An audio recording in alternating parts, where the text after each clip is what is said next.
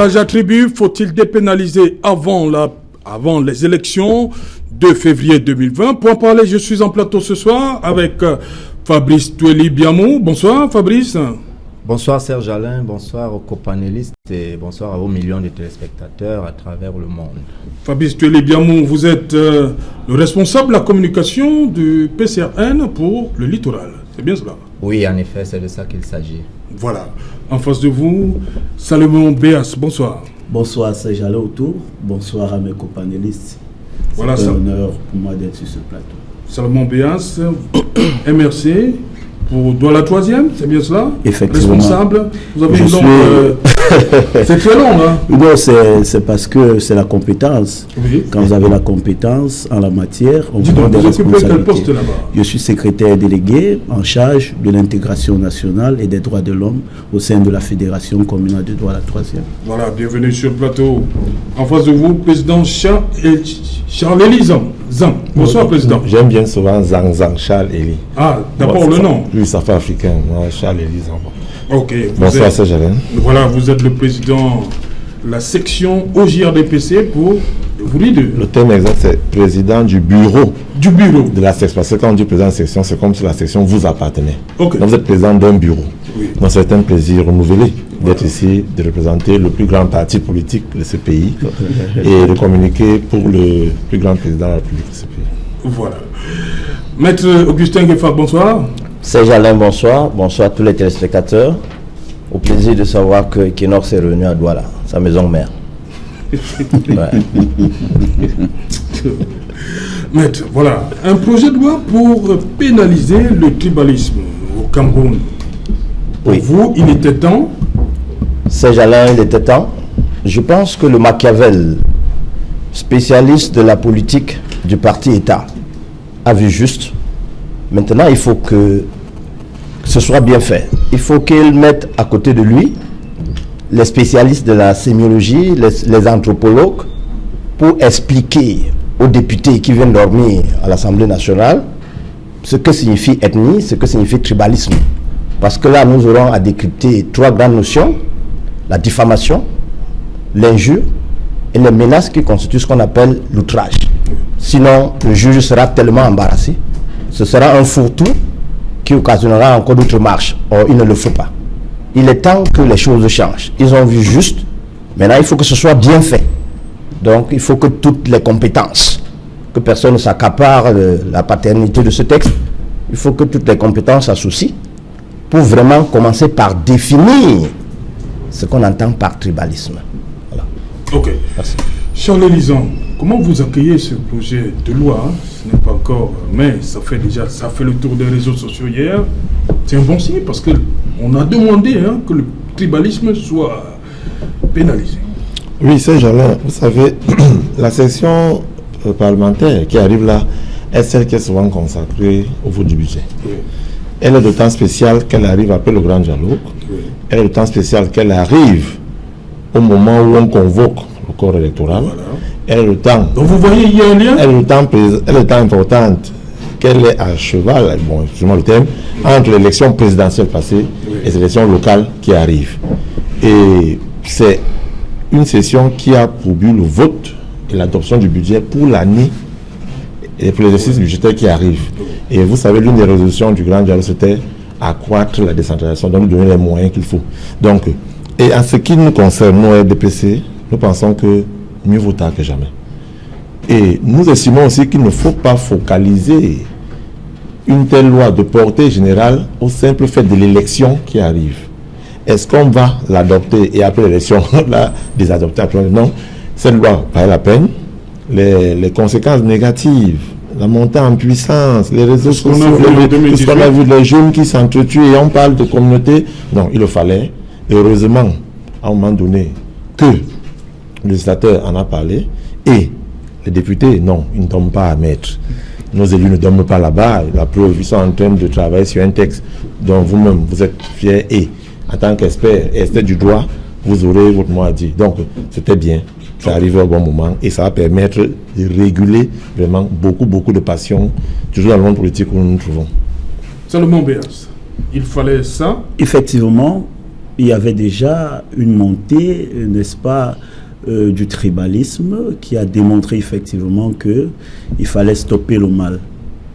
Maintenant, quand on regarde la majorité obèse et même boulimique des parlementaires du RDPC, qui par le passé, je me souviens, n'ont jamais accepté que quelque chose de normal, de crucial, en l'occurrence, la crise dans le Nozo, soit débattue au sein de l'Assemblée nationale, qu'il y ait possibilité d'ouvrir une enquête parlementaire. La question qui m'est taraude de l'esprit est de savoir, est-ce qu'ils se sont entourés des techniciens à la matière pour pouvoir élaborer une loi qui ne va pas être ségrégationniste, qui ne sera pas une loi partisane comme celle qu'ils ont toujours élaborée. Est-ce qu'ils ont pensé? Est-ce qu'ils ont fait une projection? Est-ce qu'ils ont prévu des aménagements pour qu'effectivement cette loi ait une portée générale et impersonnelle? La question semble être inévidente, mais au vu des réponses qui peuvent découler des différentes questions qu'on se pose, on se rendra bien à l'évidence que la majorité obèse parlementaire du RDPC ne doit pas inspirer une confiance. Parce que si dans le Nozo aujourd'hui, nous avons 3000 morts, alors que ça n'a jamais fait l'objet du débat à l'Assemblée nationale, on va très loin de penser qu'ils seront assez pointus pour rendre efficient et efficace cette loi-là dont le Cameroun a besoin aujourd'hui. Parce que nous, les hommes politiques, effectivement, nous en avons besoin, effectivement. Ok, voilà. Fabrice Fioli, comment vous accueillez ça, ce projet de loi avec tout ce qu'on a vécu en 2018, qu'on continue même de vivre. Hein. En réalité, il faut le dire même avant 2018. Avant 2018, on se souvient très bien des écarts qui ont été observés, notamment sur la toile Facebook, débordements qui n'ont laissé personne indifférent. Et on pourrait remonter à 2016 peut-être, ou alors un peu plus proche à 2017.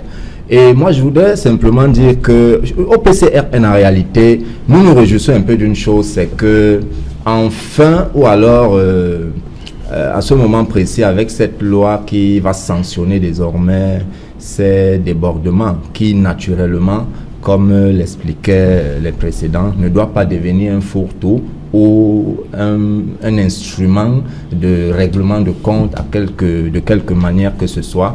Mais nous nous réjouissons du fait que cette proposition, entre guillemets, qui a souvent été faite à tue-tête par celui qui est notre président national, Cabral Libye, parce qu'on se souvient encore sur plusieurs plateaux de télé, il faisait la proposition selon laquelle il faut pénaliser le tribalisme au Cameroun. Et qu'aujourd'hui, cela a été pris en compte par le gouvernement qui a en charge la régulation sociale. L'initiative de Cabral Libye, c'est ça? Je ne voudrais pas faire comme une sorte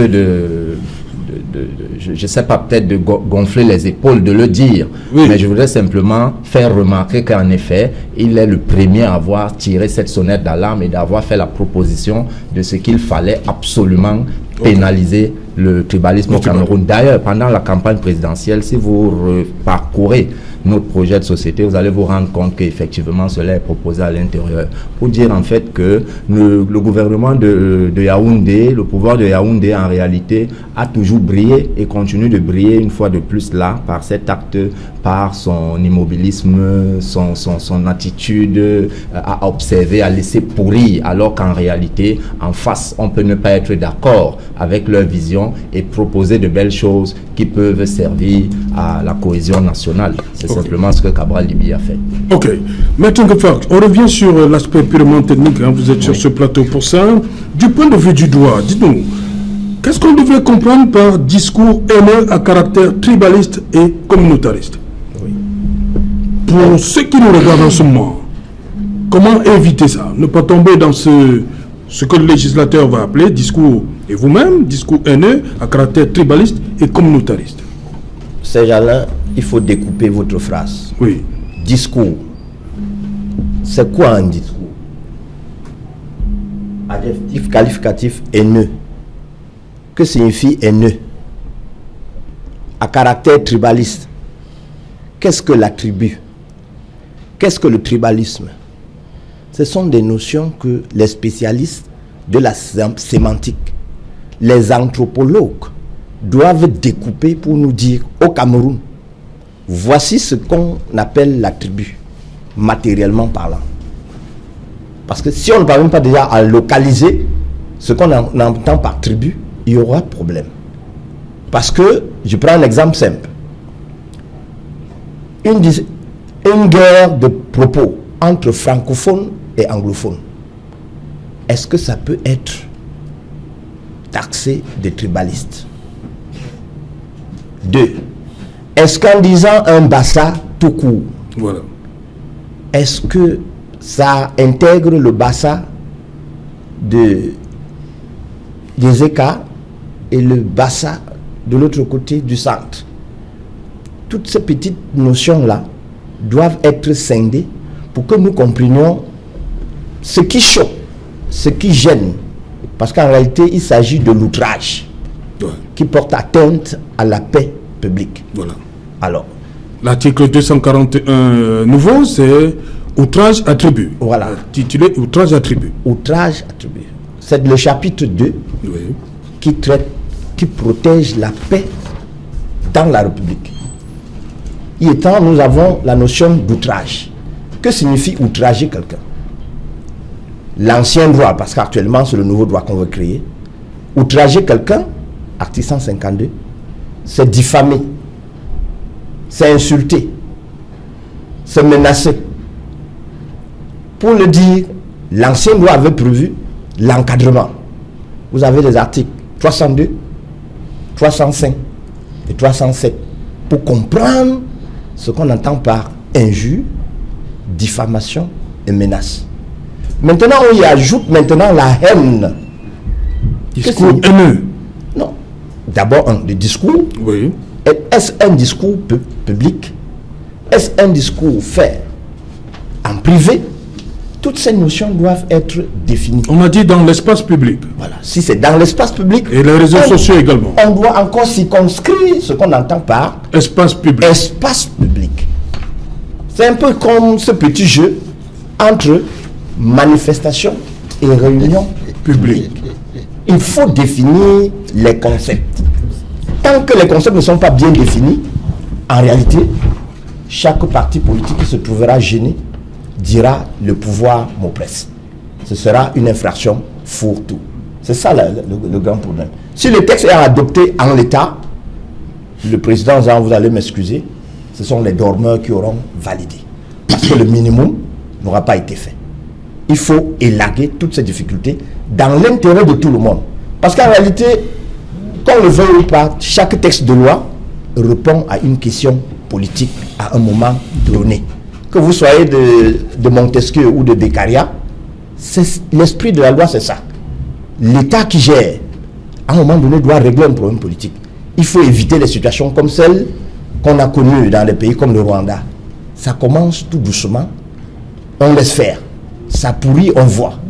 Mais là, nous venons de stopper une gangrène. Mais si on veut vraiment stopper, il faut expliquer à l'individu que signifie cette gangrène. Parce que si vous ne connaissez pas, vous ne pouvez pas encadrer, vous ne pouvez pas esquiver. C'est ça le problème. Voilà, le projet de loi parle des auteurs de ces discours haineux. On parle de fonctionnaires, discours de haine, les fonctionnaires responsables des formations politiques, des médias, d'organisations non gouvernementales et d'institutions religieuses. Charles Elisa, pourquoi seulement eux? C'est le Cameroun là, c'est tout, c'est seulement... Non, pourquoi vous vouliez... Vous comprenez? Oui, Charles Elisa, c'est seulement... La définition des concepts. Serge Alain, Oui. je vais vous répondre. On est visé là, les médias, les formations politiques, vous, les ONG, les institutions religieuses. Oui, Quoi, c'est tout oui, ça, Serge le Alain, Cameroun? non, c'est pas ça. Seulement ça, le Cameroun? Serge Alain, vous savez, c'est justement là le souci. Oui. Ah, vous voyez le souci aussi, Charles Elisa. Non, laissez-moi parler. C'est pas le texte. Oui. Tout à l'heure, mon frère Tueli Fabrice, et oui. Salomon Béas sont déjà projetés dans la campagne. Bon, il faut tirer sur les autres, et ramener la couverture sur Carbal Libye qui aurait, avec l'intelligence suprême qu'il a proposé une loi sur Non, Charles, il est avançant. Non, on avance, on avance. Permettez-moi de répondre. Je vais juste faire comprendre aux Camerounais que je ne suis pas venu ici en campagne. Oui. Le moment de la campagne arrive. Oui. Les Camerounais choisiront le moment venu qui ils doivent élire. Maintenant, je suis venu pour un projet de société, quelque chose qui marque les Camerounais et qui fait mal. Les Camerounais ont demandé, hein. Et qui fait mal à la cohésion sociale. Oui. C'est là où il faut dire les vérités. Vous savez, dans la Bible, Jésus dit souvent qu'il faut laisser la vérité sortir et vous libérer. Il est clair que les questions qu'on doit se poser, maître, quand le maître a fini de parler de manière technique, maintenant nous les politiciens, nous les vivants de la terre, nous qui sommes sur le terrain tous les jours, pourquoi c'est après l'élection 2018 que cette loi sort? Pourquoi seulement à cette élection-ci, 2018 qui sort? Pourquoi seulement est-ce qu'il y a cette montée en puissance du tribalisme, des propos xénophobes, des propos haineux dans les réseaux sociaux, dans les médias et dans les champs politiques en général? Si nous voulons travailler pour éradiquer ce mal, il faut qu'on se dise la vérité. Il faut que je dise aux Camerounais qui m'écoutent que loin du militant du RDPC que je suis, il faut que les uns et les autres comprennent que les camarades, les amis politiques de Salomon Béas en sont l'une des raisons principales de la montée en puissance de la xénophobie, de l'exclusion, du rejet dans le champ politique. Vous savez, chacun a sa manière de venir en politique. Et chacun exploite le vivier électoral pour le débat. Et aller même dans les familles. C'est pour ça que je parle souvent de l'éducation au sein des familles et de l'instruction au sein de l'école. C'est clair que les partis politiques doivent faire leur travail. Et c'est par les partis politiques qu'est venue cette montée en puissance de cette chose-là. J'appelle ça chose qui gangrène le pays. Et je suis conscient et je suis heureux de le dire. Ça me fait mal de le dire. Que nos amis d'en face, que le Salomon Béas et consorts, sachent que la politique, c'est un projet contre un projet. Ce n'est pas la montée de l'exclusion, ce n'est pas vendre les communautés contre les autres communautés pour passer. C'est un projet qu'on doit vendre aux Camerounais pour essayer d'avancer. Salomon Béas.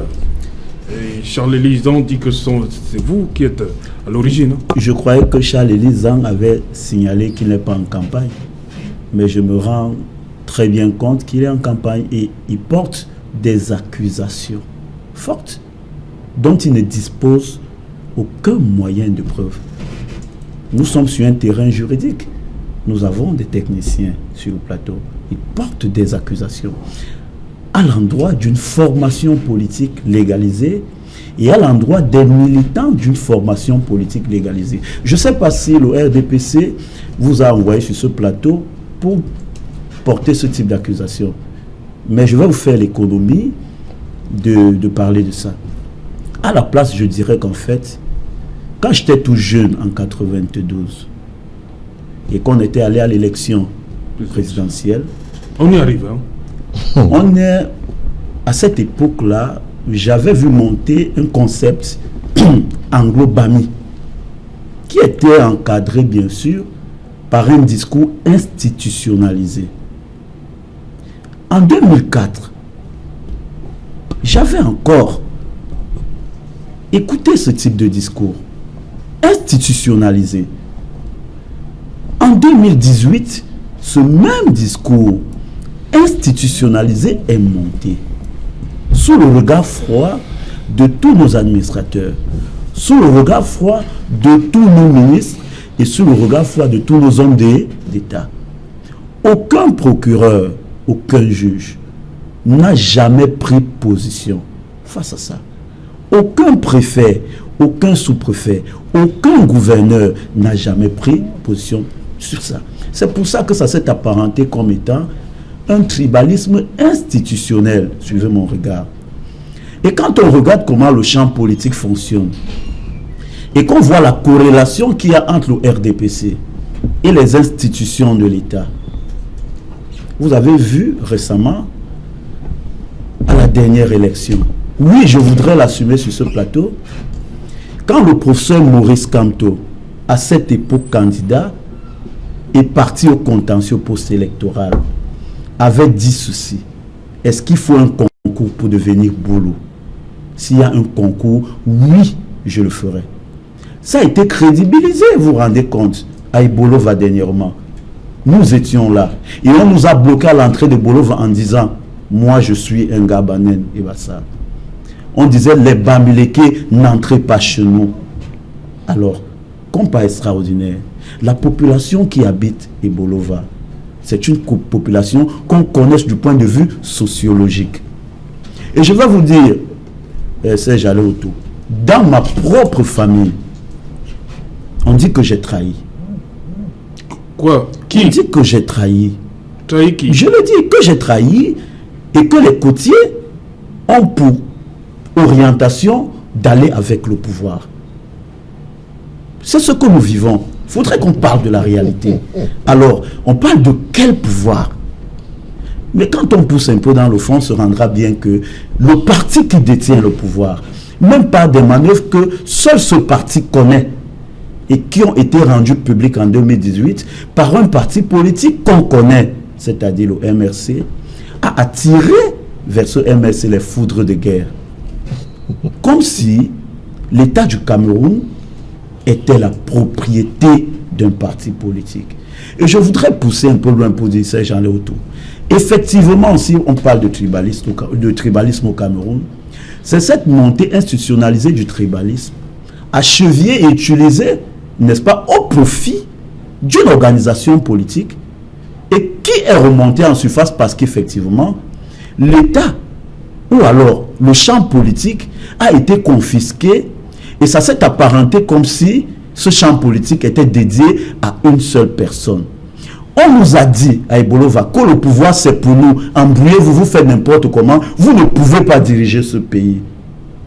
Quand vous écoutez des choses comme ça, vous croyez que vous pouvez avoir quel sentiment? C'est un sentiment de tristesse. Oui, le tribalisme n'est pas bon. Oui, on doit reconnaître que la Constitution de 1996 parle bien des questions d'autochtones et d'allogènes. Maître parlait tout à l'heure de tribu. Qu'est-ce que la tribu? J'ai vu certains hommes politiques écumer sur les plateaux le concept d'allogène et d'autochtone. Et si on est à Douala, effectivement, qui est allogène, qui est autochtone, s'il faudrait qu'on aille dans le fond, quelle est la tribu qui, par essence sociologique, occuperait l'espace du littoral ou alors l'espace restreint de la ville de Douala?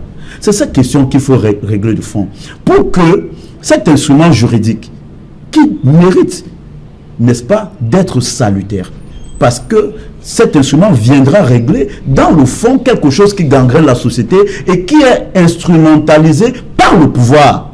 Il faut avoir le courage de le dire. Et le pouvoir géré par les camarades de Charles-Élie Zanzan, de façon frauduleuse, avec les méthodes qu'on connaît, et le contentieux 2018 nous a démontré ce que ces gens sont capables de faire. Fabrice Toueli, il y a ce terme qui revient, tribalisme institutionnalisé. Oui, en réalité, il faudrait déjà que je fasse remarquer à notre ami Charles-Élie Zanzan qui a dit que nous n'étions pas en campagne, et c'est le cas, et qui a mis beaucoup d'emphase à tirer sur les autres, en se mettant naturellement en lumière, comme il a semblé vouloir me coller ça.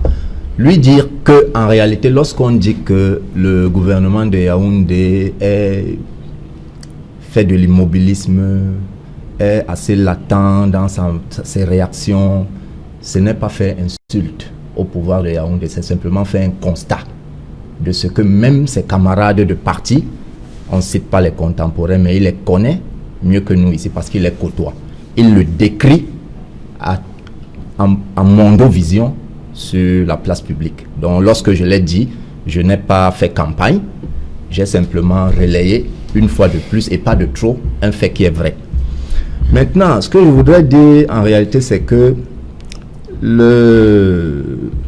cette loi qui arrive, en réalité, nous sommes tous d'accord d'ailleurs, et même dans les quartiers, dans les chaumières et tout, ça arrive à point nommé. C'est de dire que à gauche, à droite, quel que soit le bord, et quel que soit d'où est-ce que cette montée du fascisme, entre guillemets, est arrivée, il faut reconnaître que tout le monde est d'accord sur un fait qui est que cette loi arrive à bon escient. Je voudrais donc dire simplement, pour aller plus loin dans ma réflexion, que la loi en réalité, maître ne me dira pas le contraire, ne se détache pas de la société dans laquelle les hommes vivent. En réalité, la loi s'appuie sur le vécu pour pouvoir réguler. Donc, si, socialement parlant, il n'y a pas d'éléments qui, a priori ou de manière latente, puissent s'aimer une sorte de zizanie dans la cohésion sociale, la loi ne se prononcera pas. C'est là où, moi, je voudrais dire, peut-être que Charles Elisan me dira que je suis encore en campagne, mais je voudrais dire que c'est là où moi je serais d'avis avec Maître pour dire qu'en réalité, notre Assemblée nationale, au-delà d'être une caisse d'enregistrement ou alors de résonance ou alors de service du pouvoir, devrait accueillir dès 2020 des candidats qui se déclarent aujourd'hui, tels que nous autres, au PCRN, pour être des députés qui serviront en réalité à l'intérêt du peuple. Parce qu'au sein du peuple, les gens ont des attentes qui ne sont pas toujours satisfaites justement du fait d'une Assemblée nationale colorée de manière obèse du pouvoir, qui, ces députés, en réalité, ne sont pas là au service des populations qui leur ont fait confiance, entre guillemets. Parce que cette confiance, on sait ce qu'on mettra dedans. Mais le moment arrivera où on pourra faire les détails de ça. Pour dire en réalité que l'Assemblée nationale devrait produire des lois comme celle-ci qui viennent apporter, qui viennent résoudre un problème précis et identifiable par tous. C'est à ça que sert l'Assemblée nationale, Serge Alain Autou. Et lorsque nous le disons, il faudrait également interpeller justement ceux qui nous suivent. Parce que en réalité, lorsque on dit que les lois sont faites pour résoudre des problèmes, il faudrait que les personnes indiquées pour faire ces lois soient justement minimalement, soient des gens amoureux des autres. C'est-à-dire que des gens qui aiment leurs concitoyens. Si vous n'aimez pas quelqu'un, vous ne rechercherez jamais son bien-être. Actuellement, pour la 9e... On se rend compte que notre Assemblée nationale fait exactement le contraire de ce que le peuple attend. On pourrait prendre des exemples. Non, on ne peut pas le temps de l'émission, voilà, le temps de l'émission nous permet pas. Je chute en disant, oui, je chute en disant que, je chute en disant que, à la vérité, les électeurs ou alors les populations qui nous écoutent ce soir doivent se rendre compte en réalité qu'elles ont une grande responsabilité dans les échéances qui arrivent. Parce que j'ai été content lorsque Charles Elisan a évoqué le grand dialogue national, parce qu'en réalité, nous pensons que le grand dialogue national a posé les jalons qui ne serviront pas absolument tout de suite, mais qui permettront au Cameroun de demain d'amorcer un cap qui sera meilleur pour la postérité. Donc, les populations ont une responsabilité qui est énorme et il faudra qu'elles soient au rendez-vous de cette responsabilité en 2020. C'est-à-dire le 9 ? Entre autres. Ok. Maintenant, oui, c'est justement, des observateurs s'accordent à dire que le Cameroun a connu deux grands moments de montée vertigineuse du tribalisme. 1992 et, plus près de nous, 2018. Lorsqu'on regarde bien, c'est des années qui correspondent aux présidentielles. Pourquoi c'est toujours lors des présidentielles qu'on assiste à ce genre de phénomène, cette montée en puissance du tribalisme? Serge Alain, vous me demandez de revisiter mes cours sur les faits sociaux. Oui. Je me rappelle, professeur, pasteur Lungongo, à son âme. Oui. Voyez-vous, au moment où le président de la République actuelle prend pouvoir, il dit que le Cameroun se porte bien, nous sommes en paix.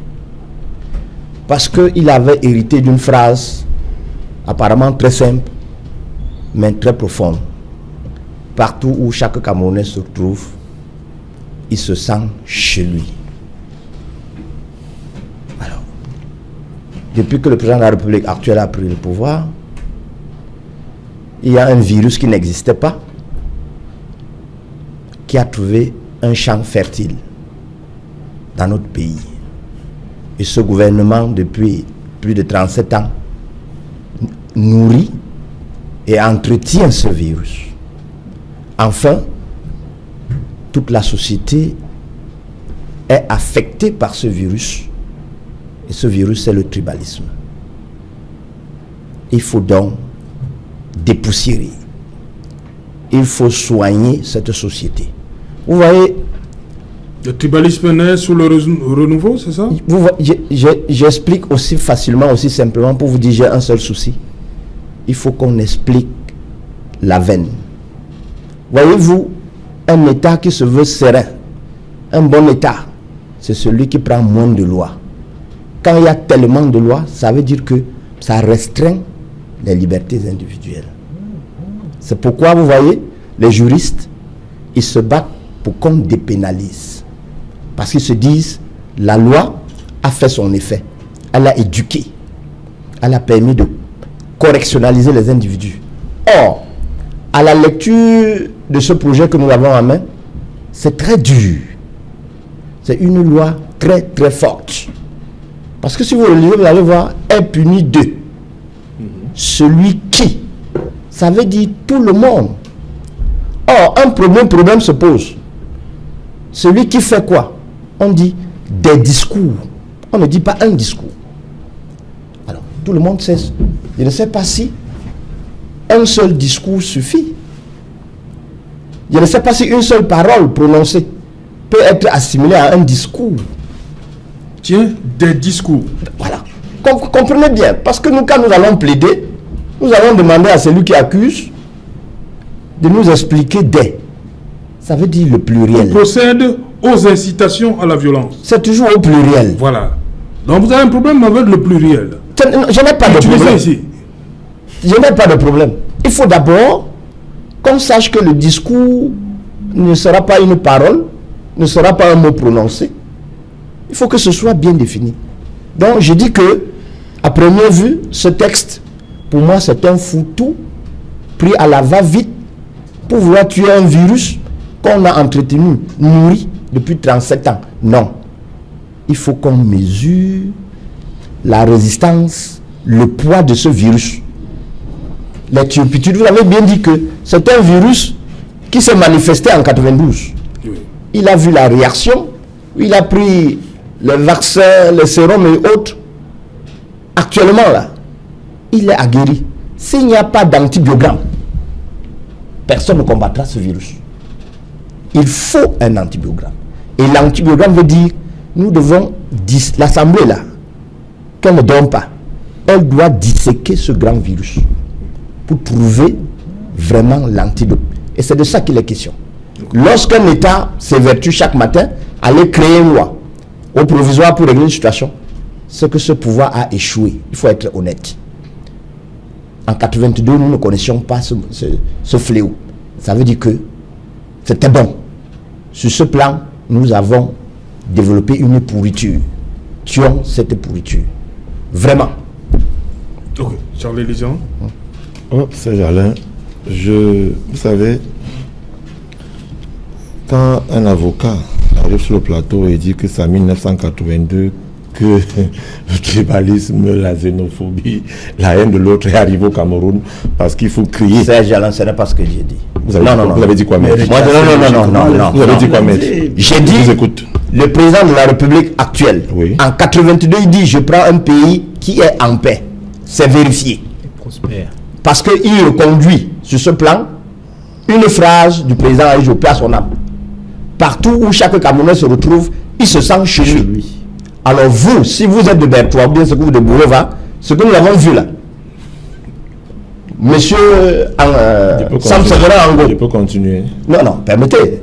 Monsieur Sam Severa Ango ne se sentait plus chez lui. Parce qu'en Mondovision, il a reçu, étant chez lui, des jets d'eau, des phrases qui lui disaient, tu n'es pas le bienvenu ici. Ça veut dire que la phrase d'Aïjo a été déconstruite. Et ça cause bien. Je n'ai pas dit par lui. J'ai dit son. Bon, laissez-moi parler. Dans son système. Non, vous avez tout parlé. Il n'a pas seulement reçu des jets. Il a reçu un saut d'urine. Faites précis là-dessus. Allez-y, Charles Elisan. Vous savez, votre petite coalition créée là, ça ne m'émeut pas. Je ne fais pas du populisme. Je suis venu parler d'un fait social qui gangrène la société. Et c'est ça le problème dans ce pays. Quand vous commencez à singulariser un problème de tribalisme avec l'avènement d'un individu au pouvoir, il y a un problème. vous avez évoqué votre cours d'histoire des faits historiques. Je suis désolé de vous faire comprendre que soit vous avez eu un mauvais professeur, soit vous n'avez pas assisté au cours. Quand les communautés avant faisaient les guerres entre elles, soit par la religion, soit par la terre et tout, c'était Paul Biya. Quand je suis chez moi, à Newbel, Betty, je cause avec Femme pour Denise, Banganté, c'est à cause de Biya. Quand je prends un pot avec Salomon Biya dimanche passé en Bamerondo, c'est Biya qui a demandé de nous asseoir? Non. Mettons Biya de côté. Mettons les médias de côté. Nous allons construire ce pays, nous tous, maîtres. On a besoin de tous les Camerounais. Et bien sûr, chaque Camerounais est chez lui, partout où il se trouve. C'est à nous de créer les conditions de bonne vie, de bonne entente et de vivre ensemble entre nous. Où tous les décrets du monde entier ne feront pas ça. C'est nous qui devons les créer. Ce que j'attends de l'esthète du droit que vous êtes, c'est de dire au Bamenda, au Bakweri, au Bassa qui vit à Bertois, qui vit à, c'est pas moi où, qu'il est chez lui. Et que nous tous, qu'on soit du RDPC, qu'on soit catholique, qu'on soit musulman, qu'on lutte contre tous ceux qui ont ces relents de rejet. C'est notre rôle, maître. Vous ne pouvez pas dire que le tribalisme, la gens sont venus parce que Biya veut pouvoir trouver un pays prospère et tout. Non! Non! Les guerres de communauté, il y en a toujours eu. Mais ça avait d'autres formes, Serge Alain. Aujourd'hui, les guerres de communauté, c'est d'autres formes, c'est plus politique. Aujourd'hui, quand les jeunes bandits, de toute façon les bandits de Nobel chez moi, prennent les matières pour bagarrer entre eux, c'est Paul Biya. Quand on dit que les Bamoun sont contre les Aoussa sont contre les Bamileke d'Ongonsois, c'est Paul Biya. C'est nous, les réseaux sociaux. Ce sont les médias. Et il y a d'autres médias qui retransmettent fidèlement la réalité des faits, la vérité du terrain, maître. Salomon Biya. Le contentieux est passé. C'est passé. Vous êtes désormais tourné vers une nouvelle élection. Je vous vois, vous tous. Je vois vos affiches partout. Vous êtes candidats et à gauche et à droite. C'est une bonne chose, non? Non, j'encourage. Okay. J'encourage cela. J'ai vu un de vos porte-parole de votre président dire qu'il est candidat à l'Ouest. Lui qui n'est pas de l'Ouest. Et vous avez magnifié cela. C'est dans le pays que Paul Biya dirige. Je suis désolé de vous le dire. Donc, un gars qui n'est pas du centre peut venir d'ailleurs être candidat au centre. J'ai vu mon grand frère Angelbert Le Bon Datua de Newbel être candidat à Yaoundé. Oui, c'est un Bamileke qui se sent chez lui à Yaoundé. Paul Biya est président de la République. C'est en plein Yaoundé. Donc arrêtons un peu. C'est ça que je dis, les discours. C'est ça les discours haineux, Serge Alain. Le discours haineux, c'est celui qui fait croire que ma tribu est supérieure à celle de l'autre en refusant les différences de l'autre. Charles Elisson. Je suis Betty. Charles Elisson. Oui, oui. Vous permettez? Allez-y, Serge Alain. Vous avez vu ce qui s'est passé à Bolova? J'ai vu. Comment vous analysez ça? Bon, écoutez-moi maintenant très bien. Bolova est la région, est le chef-lieu de la région du Sud. Oui. Les militants du MRC, ils sont allés pour un meeting. Il faut qu'on soit clair. Certaines parties de la population dans cette zone ont refusé de donner accès aux militants. Il paraît qu'on était encore au niveau du péage. Il paraît, quand on prend le péage. Oui. Maintenant, le RDPC, parti que je représente ici, parti où j'adhère et que j'adore par-dessus tout, promeut les idéaux de paix, de cohabitation et de vivre ensemble. Aucun militant, je dis bien aucun militant du RDPC n'empêcherait un militant du MSC de battre campagne. Si il savait que les militants du RDPC l'ont fait, il y a un problème de cohésion sociale. C'est comme ce matin, Serge Alain. Je disais à un de mes collègues qui me faisait comprendre que il y a des maires qui refusent de signer les documents. On en a parlé hier. Je lui ai dit, mais cher ami, vous et moi, vous êtes de l'Ouest, je suis du centre.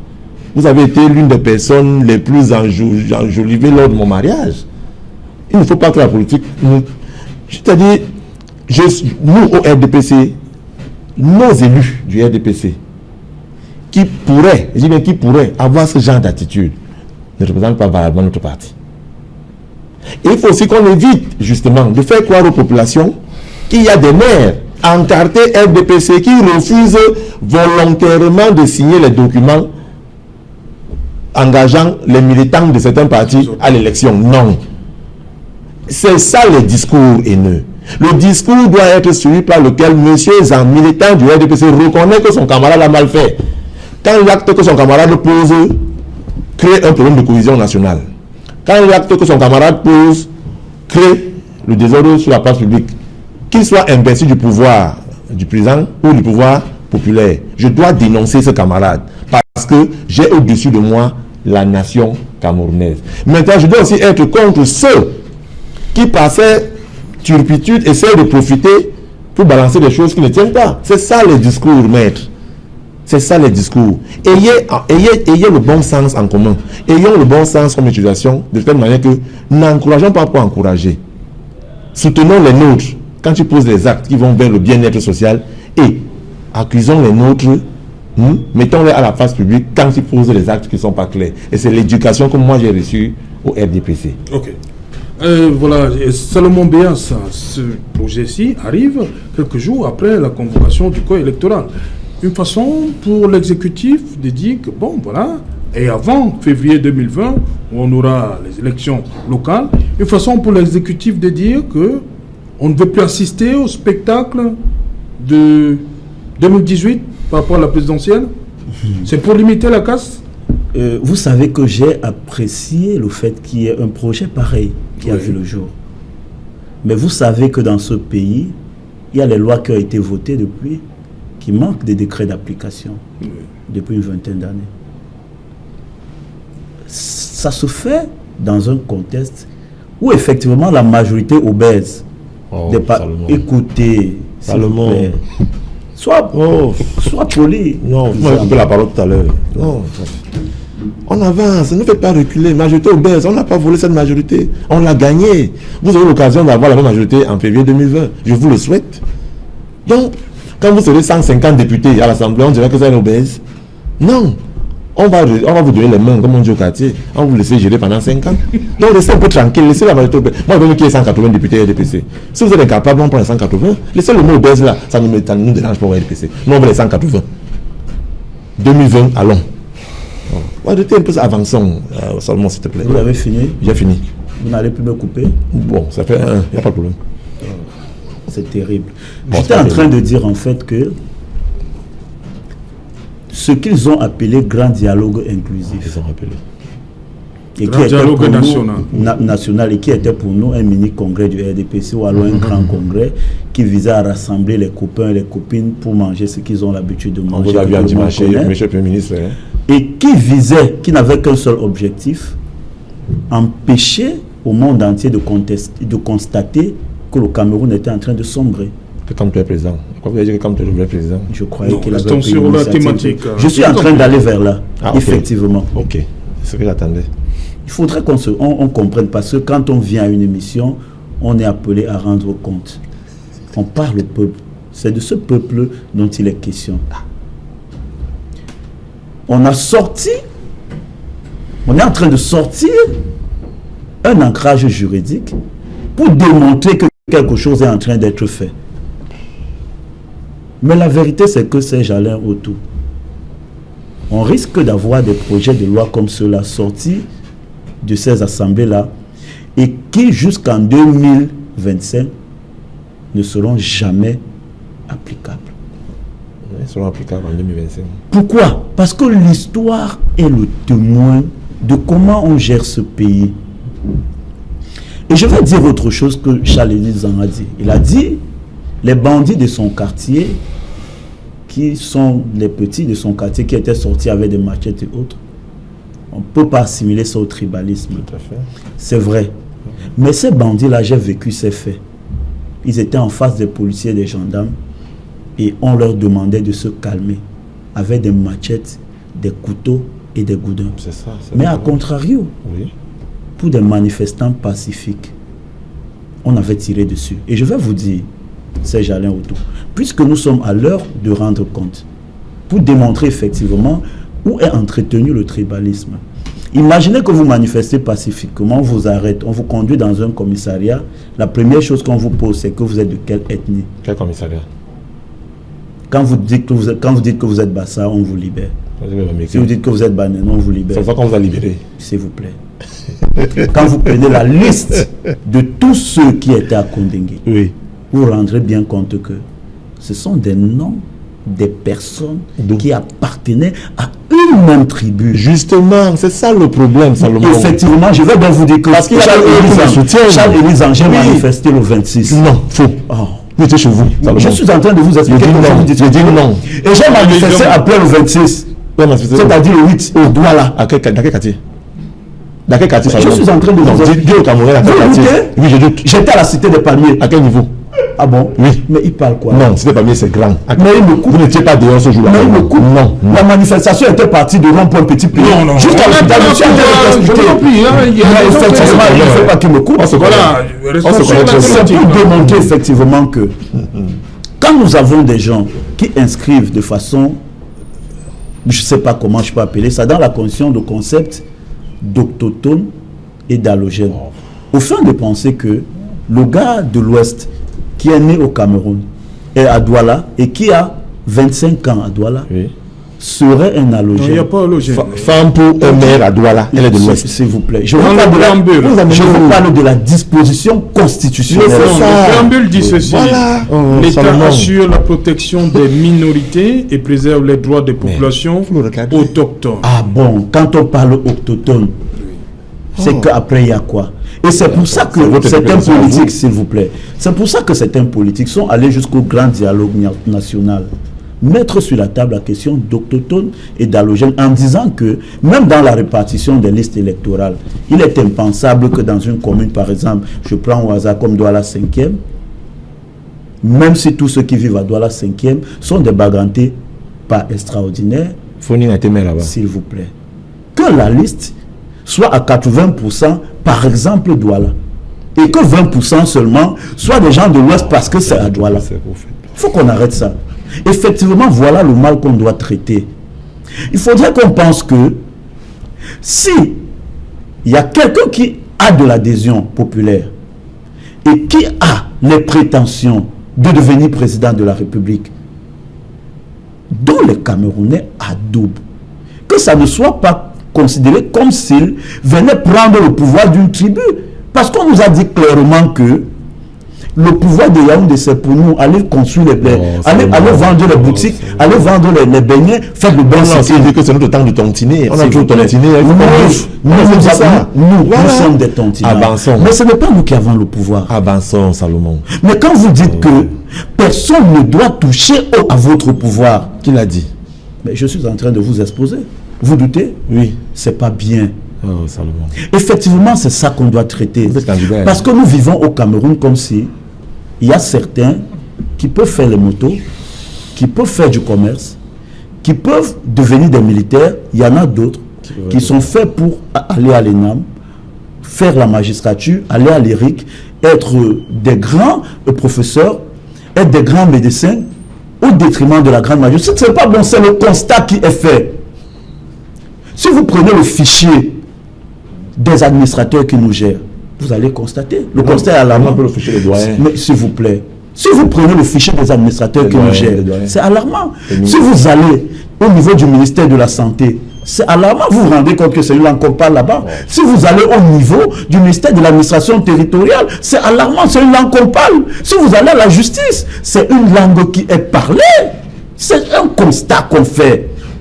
Alors, quand il y a ce type de constat qui est fait, vous pensez que le sentiment que la grande majorité a est lequel? Moi, je vais me souvenir, il y a un célèbre musicien, Alpha Blondy, qui a eu une terrible chanson, une chanson qui a eu une très grande portée dans le monde et dont je vais paraphraser. Il dit, quand une seule personne peut gagner une fois, 2 fois, 3 fois, 4 fois les élections dans un pays, alors sa tribu finira par croire que c'est la tribu qui est destinée à gouverner. Et forcément, la lecture qu'on fera est une lecture inévitable, c'est que ce pouvoir sera vu comme un pouvoir tribaliste. Ça, c'est votre point de vue. Ce n'est que logique. Votre point de vue. Fabrice Toli. Oui, Serge Alain Autour, je voudrais faire un constat qui me donne l'impression que nous sommes sortis un peu du sujet. Dire 2 petites choses avant de revenir sur le sujet, en réalité, outrage à la tribune. Pour dire que... vous aussi, vous sortez d'abord avant de revenir dans le sujet. Deux petites choses. En réalité, vous sortez d'abord avant de revenir. Parce que vous dites que... Nous sommes dans le sujet. Ah, okay. Je reviens dans le sujet, avec votre permission, Serge Alain. Pour dire qu'en réalité, nous pensons que d'attaquer le pouvoir de Yaoundé sur les accusations, c'est vain. C'est vain pourquoi? C'est vain parce que, à la vérité, les Camerounais souffrent suffisamment dans leur chair pour comprendre que ce qu'il faut faire, c'est de changer ce régime. Et là, je vais être d'accord, curieusement, avec Charles Élise, en regardant les téléspectateurs, pour dire en réalité que le mal est consommé. Le pouvoir de Yaoundé a conduit ce pays là où il se trouve. Ce qu'il faut faire, c'est de simplement le changer à travers déjà l'Assemblée nationale pour permettre un rafraîchissement à l'Assemblée nationale. Faire perdre justement au pouvoir de Yaoundé, au RDPC, cette majorité qui ne sert pas l'intérêt du peuple camerounais. De manière à ce que, effectivement, les lois qui sortiront de l'Assemblée nationale ne soient plus celles-là qui créent de la pauvreté, mais plutôt qui créeront de la richesse. Et qu'à partir de ce moment-là, chaque Camerounais se reconnaisse en cette institution qu'est l'Assemblée nationale, qui en réalité a beaucoup plus vocation que ce qu'on voit à gouverner aux côtés du président de la République. Je sors en disant que... Je reviens à vous. C'est l'heure du journal, je vous en prie, cher monsieur. Madame, monsieur, nous allons donc faire notre première acte, le temps de rencontrer Cédric Noufelé pour les titres du 20h. Bonsoir Cédric, au menu ce soir. Bonsoir Serge Alain, bonsoir à vos invités. Ce soir, nous parlerons de ces obstacles qui se dressent encore sur la route des législatives et municipales prévues en février 2020. Cette fois-ci, c'est un communiqué conjoint signé par des responsables politiques du SDF, du MRC et du CRAC qui dénoncent l'attitude des autorités administratives dans l'arrondissement de Yaoundé 4e, là où ils éprouvent des difficultés à obtenir des pièces pour pouvoir constituer leur dossier dans les délais impartis par Elecam. D'ailleurs, l'instance électorale a été interpellée dans ce communiqué. Nous en parlerons dans le journal de 20h. Nous évoquerons également cette grogne observée à Bafoussam, là où des chantiers routiers sont en cours, sans qu'il n'y ait au préalable l'indemnisation des populations. Elles sont sorties dans la rue pour manifester contre le non-paiement de leurs droits d'indemnisation. Et vous verrez que ce problème perturbe ces chantiers routiers du côté de Bafoussam. Nous parlerons également ce soir des zones à risque dans les régions du nord-ouest et du sud-ouest, là où aussi les populations sont exposées chaque jour à un danger permanent sous le regard silencieux des autorités locales. Comment vivent-elles dans la région du nord-ouest avec ces risques élevés d'éboulement de terrain? C'est l'un des reportages à suivre dans le journal de 20h. C'est Jalan. Voilà, fin de cette première partie et qu'il en soit, on se retrouve après, bien évidemment, le journal de Cédric Noufelé, qui vous sera présenté une fois de plus dès 20h.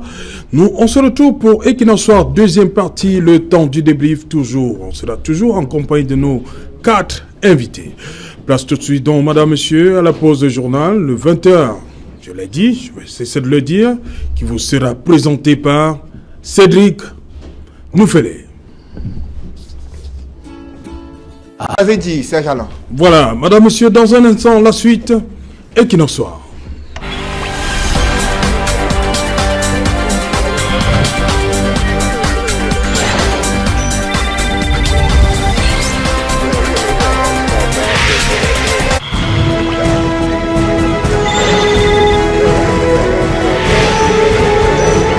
Retour sur le plateau Equinoxoir, c'est la deuxième partie consacrée au débrief du journal.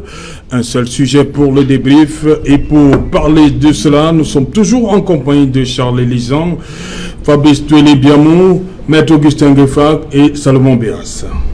Charles Lisan, une fois de plus, je commence par vous. Vous avez vu ce document consigné de Ernest Yéné pour le CRAC, Aloïs Parfumvoum, SDF, et Arnaud Manga pour le MRC. Il faut un certain nombre qui nous disent que, par exemple, le certificat de non-redevance il faut débourser la somme de 60 000, hein. Une somme de 60 000 est demandée, quelle que soit la situation professionnelle. Entre autres, hein, il y a aussi l'attestation d'inscription à Elecam. Les chefs d'agence organisent une lenteur et une production d'erreurs dans les documents délivrés. Donc pour eux, les chefs d'antenne font tout pour qu'il y ait des erreurs, pour que le dossier soit rejeté, c'est ça? Pas seulement les chefs d'antenne. Oui. Ça, c'est un communiqué signé de 3 partis politiques, bon, pas représentant 3 partis, Oui. mais il y a aussi d'autres commentaires dans les réseaux sociaux, dans les chaumières, dans la rue, dans nos bureaux. Vous avez les uns les autres qui estiment que les autorités administratives et municipales et même celles de l'ECAM ne jouent pas franc jeu, entre guillemets, ne leur permettent pas de manière allègre de composer les dossiers. Est-ce vrai? Est-ce faux? Vous savez, moi je fais toujours attention aux accusations, mais restant dans l'esprit du républicain que je suis, nous estimons que non, c'est dommage, cela est fait. Si cela est fait, c'est dommage, parce que c'est aussi trop facile d'accuser. Maintenant, les autorités, le maire est là pour signer les documents. Je ne vois pas comment est-ce qu'un maire verra que dans les 300 documents qu'il a signés, cet acte c'est pour le SDF, cet acte c'est pour un militant du MRC, cet acte-ci c'est pour celui du RDPC. Je ne sais pas comment le maire fait pour avoir cela. Je ne sais pas comment est-ce que le chef d'antenne communal de l'ECAM sait que délivrer cette attestation d'inscription sur la liste électorale sera que celui-ci est du MRC ou bien du RDPC, je ne sais pas. Donc moi, à ce qui me concerne... Donc vous restez prudent? Je reste prudent parce que j'estime que les accusations sont très faciles. Dehors, les autorités qui ont prêté serment, elles aussi, si c'est vrai, devraient se mettre véritablement au travail parce qu'elles sont au service des populations et proposer peut-être qu'il y ait, pourquoi pas, la priorité, que la priorité soit donnée à la signature des documents allant dans la composition des dossiers pour le dossier électoral en question.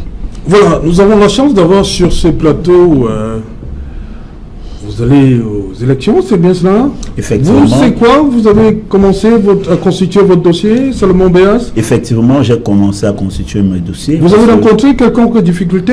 J'ai rencontré des difficultés. Laquelle? Effectivement, celles que mes amis politiques ont élucidées dans la correspondance signée. En réalité, quand je... Particulièrement, qu'est-ce que vous avez rencontré comme difficulté? Premièrement, l'attestation de non-redevance. Oui. Deuxièmement, le certificat de domicile. Voilà les 2 difficultés criantes. Qu'est-ce qu'on vous a demandé? Pour le certificat de domicile. Qu'est-ce qui a rendu la tâche compliquée? Quand vous êtes locataire, parce que moi je suis locataire, on demande à ce que votre bailleur vous produisez d'abord de prime abord un contrat de bail enregistré et on demande à votre bailleur de produire du moins un certificat de propriété, comme on lui demande de produire les reçus de paiement de la taxe foncière. Et s'il n'a jamais payé, on lui fait un redressement jusqu'à ce qu'il paie.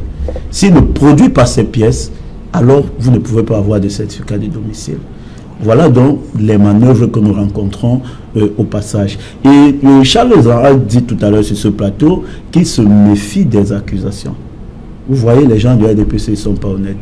Il est le premier sur ce plateau à accuser le MRC de tribalisme. Mais il dit qu'il se méfie.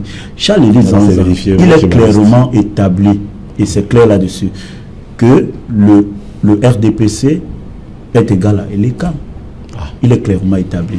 Et je vais vous dire, vous avez si bien dit sur ce plateau qu'on ne peut pas savoir quand on délivre par exemple l'attestation d'inscription sur les listes électorales, on ne peut pas savoir qui est militant du RDPC ou du MRC. Charles Elizan, il y a un cahier où on émarge. Avant de marger, on vous pose la question, vous êtes dans quel parti politique? Vous émargez après ou avant? S'il vous plaît. J'ai une question. S'il vous plaît. Okay. On vous pose la question. Vous êtes dans quel... Avant ou après? Avant de marger, on écrit, on remplit une case. Moi, on m'a demandé, j'ai dit MRC. On a rempli. Maintenant, on m'a donné le bic, j'ai signé.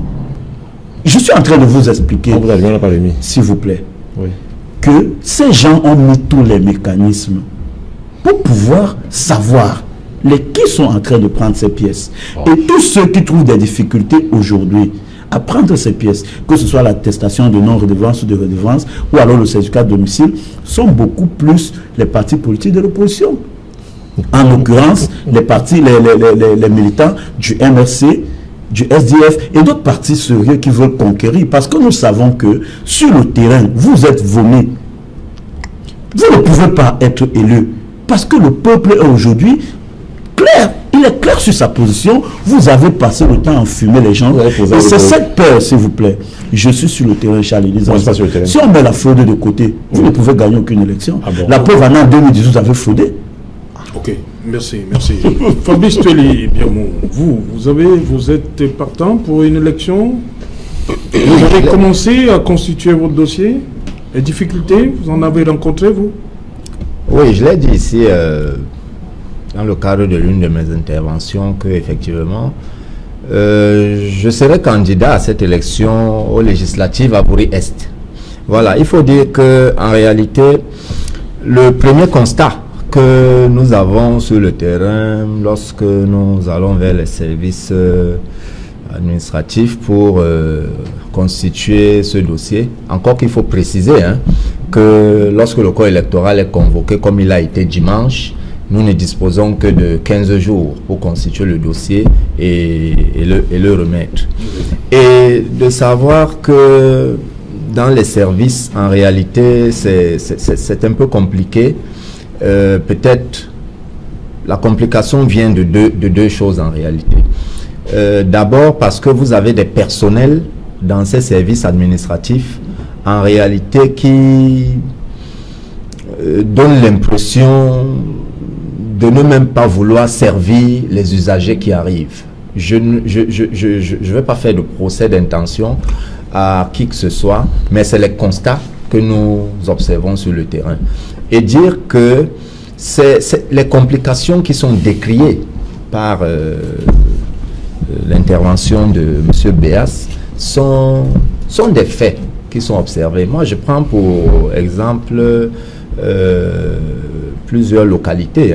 Vous avez à Yaoundé, où on a des camarades qui sont arrivés dans certaines mairies,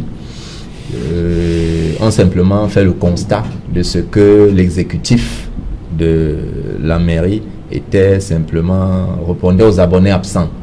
Cela était également le cas dans la Sanaga maritime. Cela était également le cas dans la Damawa, les zones de Menganga et autres, où vous avez le maire qui est absent, mais ceux de ses collaborateurs, ses adjoints qui sont là, il leur retire la signature. C'est des faits. Lorsque, vous savez, les faits ont ceci de particulier qui sont têtus. Lorsque je cite ces endroits, je fais économie ici de citer les mairies concernées, simplement pour éviter une chasse aux sorcières. Mais pour être de bonne foi, j'interpelle là le représentant du RDPC, M. Charles Elisan, pour dire qu'en réalité, vouloir nier cela, c'est simplement faire de la communication politique, une politique politicienne. Parce que sur le terrain, en réalité, cela est visible par tous les acteurs. Vraiment, que vous soyez de X ou de Y parti politique. Tu n'es pas candidat. Ils n'ont aucune effectivité parce qu'il va parler, maître. Allez-y, donc vous voulez réagir. Maître, j'ai une question pour maître. Moi, j'ai une question en tant que profane. Vous savez, quand on vient à la télé, c'est pour apprendre.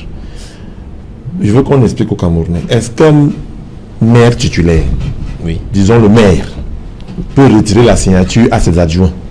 C'est une question simple que je pose. À ses adjoints? C'est-à-dire, est-ce que Fampou Denis, je prends un exemple, peut retirer la signature à Jean-Robert Wafo, à ses adjoints? C'est une question simple.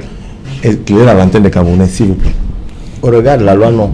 Voilà. Mais l'excès de zèle, la godasse, comme on dit, le parapluie, les autorise très souvent. Non, mais là, maintenant, vous arrangez votre réponse. J'ai plus d'un dossier dans mon cabinet où je poursuivais certains maires, notamment dans cette commune que vous venez de citer, pour cet excès de zèle. De retirer la signature au maire? Je vous dis bien, la loi interdit. Maître, Bon. Mais les pouvoirs... Vous avez demandé à être éclairé, vous éclairez, vous discutez. Maître, il y a ceci qui revient, le certificat de nationalité et le casier judiciaire sont parfois payants. Ils ont dit parfois. Hein? Aloïs Parfumvoum, Ernest Yéné et Arnaud Manga, ils ont bien dit parfois payants.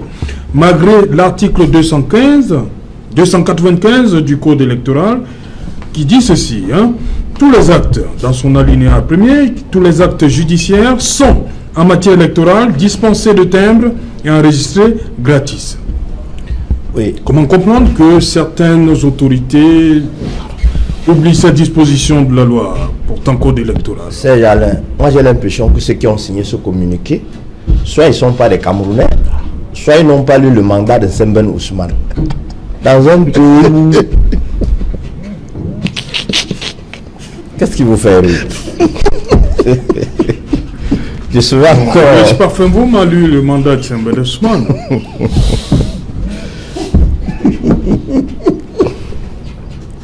Eli, quel est le problème? Non, excusez-moi. Je vais reprendre une... Mais ils disent, ils font l'état de ce qu'ils ont rencontré sur le terrain. Vous insistez? Oui, allez-y. Je vais reprendre une autre formule. Il y a un proverbe de nos frères du Grand Nord qui dit que si vous arrivez dans un village où tout le monde souffre de hernie, attachez votre calebasse. Est-ce que ça va subitement changer parce qu'on a lancé ces élections? Non, c'est le principe. Chaque fonctionnaire qui ouvre son bureau le matin, la règle est établie. Au Cameroun, quand vous entrez, quand vous n'avez pas donné l'argent, c'est l'exception.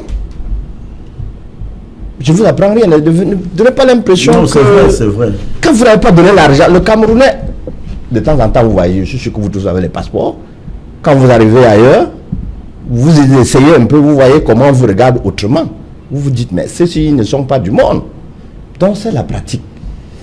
Disons que 37 ans d'hibernation, nous sortons, nous avons pris conscience, et peut-être il faut subitement éradiquer ce mal. Ça ne va pas partir très vite. C'est juste de petites critiques, on va essayer. Donc, monsieur le maire, s'il vous plaît, soyez un peu courageux, lisez la loi. La loi dit que pour les élections, les pièces sont délivrées gratuitement. Ça veut dire, ne le regardez pas en vous fâchant, parce que votre colère démontre qu'il n'a pas apporté la pièce nécessaire. Ne retardez pas. C'est de ça qu'il est question.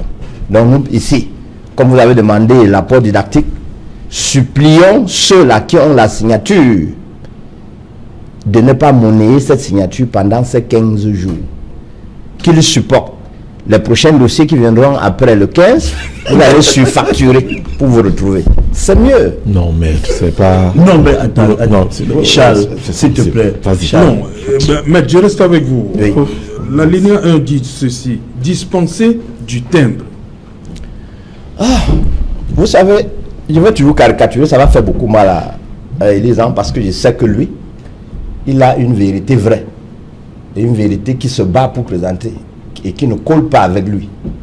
Vous savez, quand vous allez à la CNPS, quand vous voulez certifier une pièce pour aller à la CNPS, on vous demande toujours.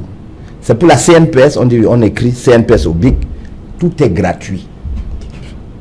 C'est normal, ça passe. Pour les élections, ça doit être pareil. Parce que celui qui va aux élections, il ne va pas se faire de l'argent. Il va travailler dans l'intérêt de tout le monde. C'est-à-dire qu'il abandonne tout pour lui. Je suis sûr que si M. Zan Eli n'occupait pas les fonctions qu'il occupe, c'est qu'il est quelqu'un quelque part aux États-Unis. Mais comme il a pris ses fonctions ici, ses propres ambitions sont diluées. Alors ces pièces qu'il veut obtenir doivent être gratuites. C'est de ça qu'il est question. Donc vous qui réclamez 1000 francs, 2000, 5000, 10 000 de grâce, esquivez ça. La loi dit c'est gratuit. Faisons ça gratuit. Ok. Oui. Voilà, autre accusation, hein, ils disent que le maire de Yaoundé 4e a créé tout un corridor spécial pour les candidats en vue de la délivrance des extraits d'actes de naissance et des attestations de domicile. Non, Serge Alain, non. Vous savez... Mais vous avez le document. Non, je n'ai pas dit ce que vous dites, non. Oui. Non, c'est ce C'est un document signé. Vous n'êtes pas d'accord avec... Non. Alors, vous savez, nous sommes aussi dans la communication politique. Mais je crois que lorsqu'ils mettent quand même ça, ils sont arrivés au niveau subi. où on a dit... Non. Vous savez, nous sommes dans la communication politique, Serge Alain. Je dis, en tant qu'individu, potentiel candidat, certains me feront le procès de dire que parce que tu es du RDP, c'est ça que ça passe. Non. Les mêmes difficultés, nous les avons. Non, il y a d'abord un premier problème. Il y a d'abord un premier problème. C'est celui d'interpréter les textes de candidature. Quand je vois un candidat dire ici que veut dire attestation de non-redevance, en français, ça veut dire que tu ne dois rien à l'État. Mais c'est clair. Maintenant, pourquoi vous devez de l'argent à l'État? Vous voulez qu'on vous donne facilement un document de non-redevance. Ça, c'est un. Deuxième chose, le papier de domicile en question. C'est une élection locale. Les parachutés qui viennent de gauche à droite, qui atterrissent dans les circonscriptions, il faut bien que le sous-préfet qui doit vous signer ce document. Je vais revenir là-dessus. Non, je vais répondre. Je veux bien que le sous-préfet signe un document pour. Il dit que dit la connerie. Bon, c'est votre éducation dans votre parti. Hein. Il faut bien que le sous-préfet signe un document qui concerne que la personne qui veut le document habite l'environnement où il est présent. Troisième chose, moi je dis, c'est facile d'accuser. Les mêmes problèmes que connaissent M. Voum, M. Yéné, M. Manga, c'est le même problème qu'un autre du RDPC pourra avoir. Non, c'est faux. C'est le même problème qu'un autre pourra avoir. C'est-à-dire, il est ici de construire une nation où le bon vivre est pour nous tous. Et je dis, moi, Zanzan Charles-Eli, je tire sur toutes les autorités qui le font. Parce que c'est aussi l'une des causes des crises dans un pays. Ça peut créer... Dernièrement, c'est les bensécriniens qui marchaient. On a été bloqués pendant 1 ou 3 heures dans les rues à Yaoundé. Avant, il y a eu peut-être des étudiants. Demain, ici, il faudrait que tous les candidats s'asseyent devant une sous-préfecture et nous montrent encore notre spectacle désolant. Donc, s'il y a donc des autorités qui le font, excusez-moi, qu'elles arrêtent de le faire. C'est tout. Vous n'avez pas besoin d'être contre moi chaque fois que j'ouvre la bouche pour me répondre, M. Salomon Béas. Je suis parfaitement d'accord que s'il y a une autorité qui fait cet excès de zèle, on doit arrêter cela. Mais maintenant, je suis aussi dans la communication politique de savoir que, mais pourquoi tous les candidats là ne tirent que sur les maires qui sont là où ils sont candidats? C'est-à-dire, vous allez voir quelqu'un qui a... Un jour m'a dit parler de la mairie de Bonnet. Il n'y a pas de candidat là-bas. Mais il a publié sur Facebook que le maire de Bonnet a disparu. Là-bas, non, à un moment donné, il faut... Je vous ai dit, quelqu'un m'a dit ce jour que les populations nous ont vomi. Eh bien, les populations n'ont qu'un seul mode d'expression. Le suffrage universel. Je ne sais pas où vous avez causé avec les populations, c'est vous qui savez où causer avec elles, mais nous on sait que en octobre elles sont prononcées et en février elles vont se prononcer. Maintenant tout le tralala qui est fait autour de la fraude et tout, vous voilà qui revenez dans la même élection avec la même fraude, après ne pleurez pas. Charles Eli, oui, Salomon Béas. Entre un sous-préfet et un chef de quartier de 3e degré, oui, qui est plus proche de la population? Le chef de quartier.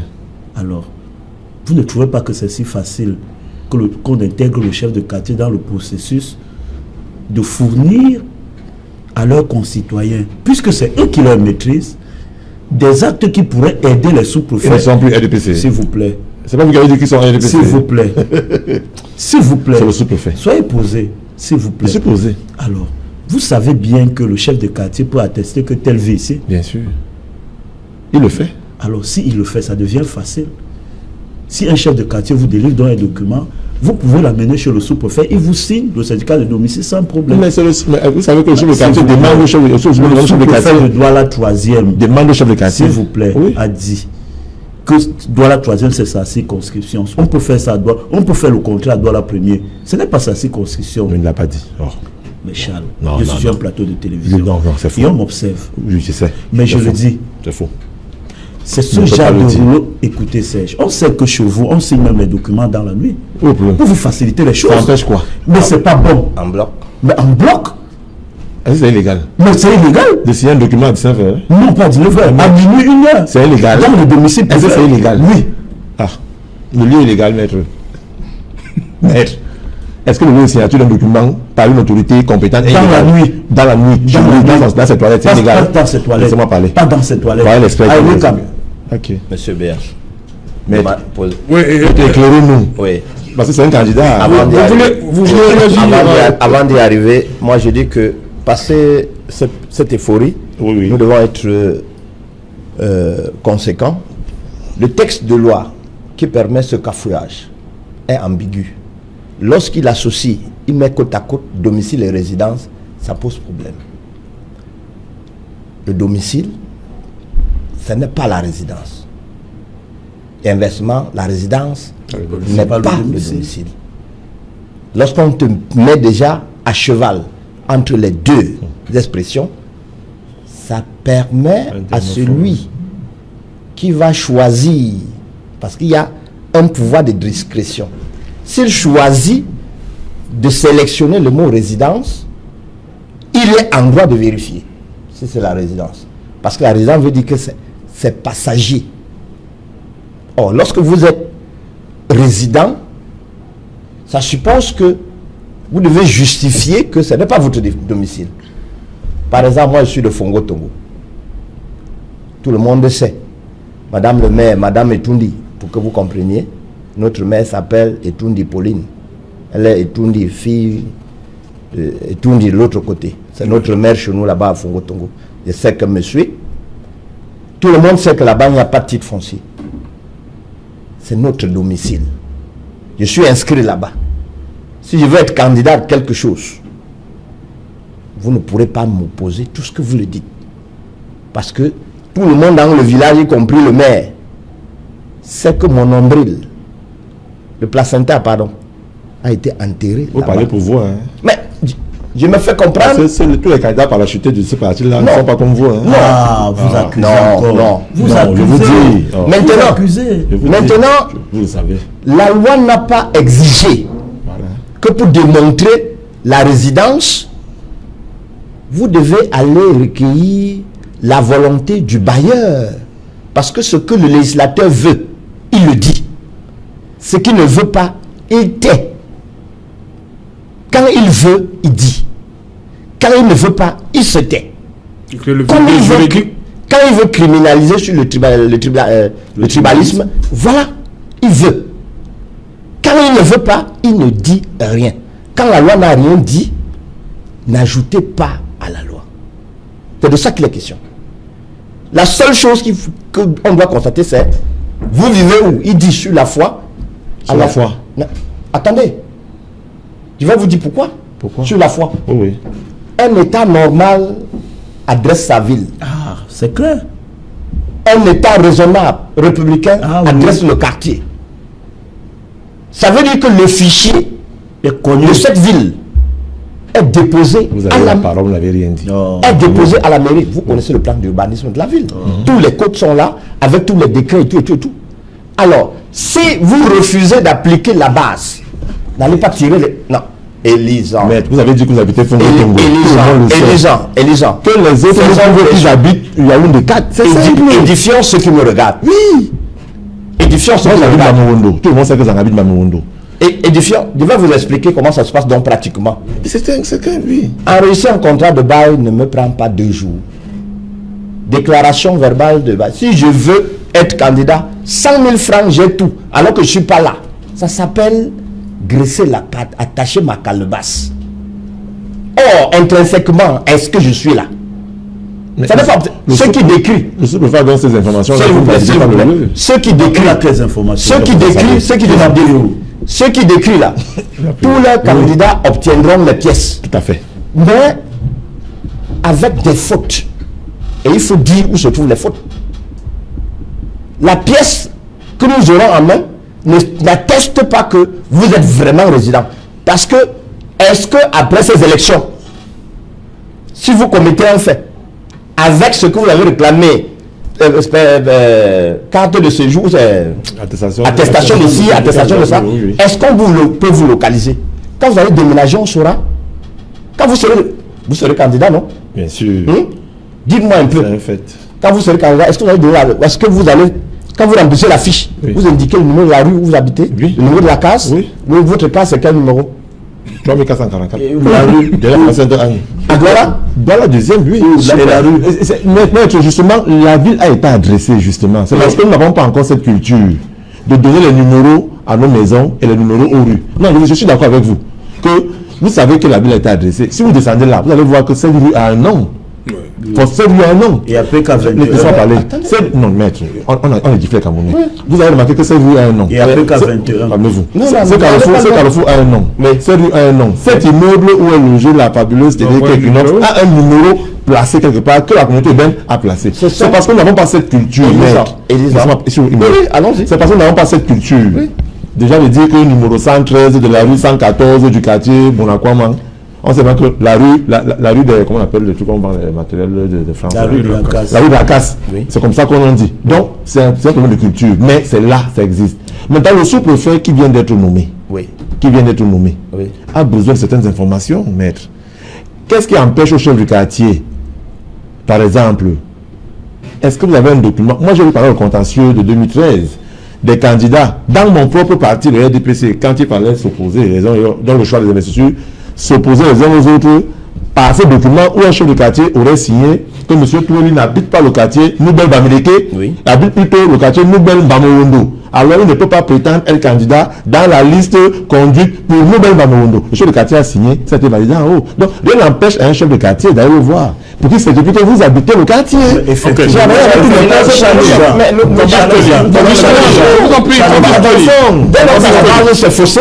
Ok,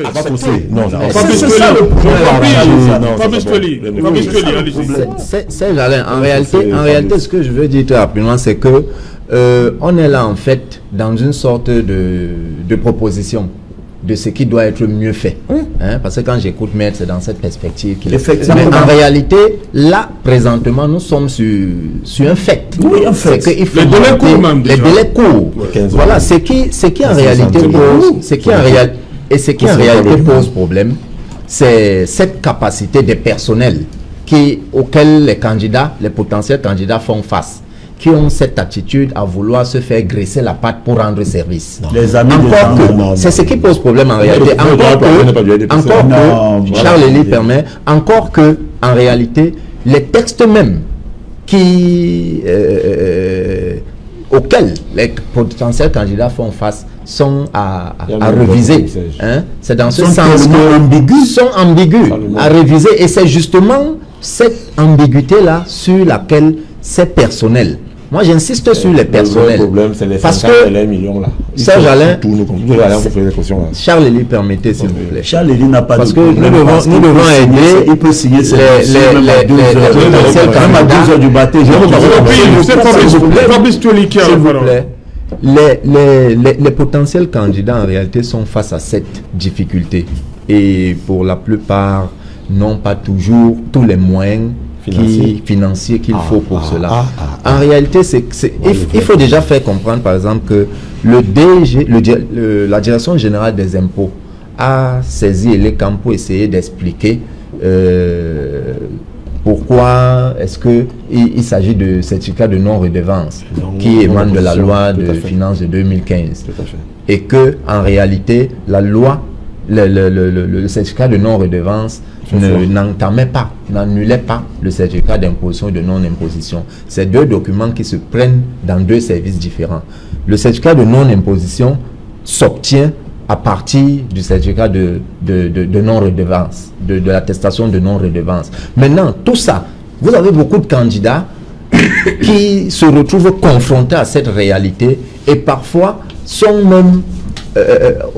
voient même opposer le refus même d'être renseignés effectivement sur ce qu'ils doivent faire pour pouvoir, parce que si l'usager doit former, si le renseignement est fluide, même difficilement faisable, les partis politiques peuvent s'organiser pour pouvoir pallier à cela. Et justement, nous allons simplement interpeller ces personnels des impôts et d'autres services sous-préfecture et consorts à simplement faire le travail pour lequel le contribuable paye leur salaire et éviter d'arnaquer de manière excessive les potentiels candidats. Voilà, merci Fabrice Tuelis d'être venu, merci Charles Elisan, merci. Salomon Béaz, merci d'être venu, merci également à vous, maître Augustin Fac. Merci. Voilà, madame, monsieur, nous sommes donc arrivés au terme de cette édition Equinox Soir. Bonsoir, Yaoundé 4e.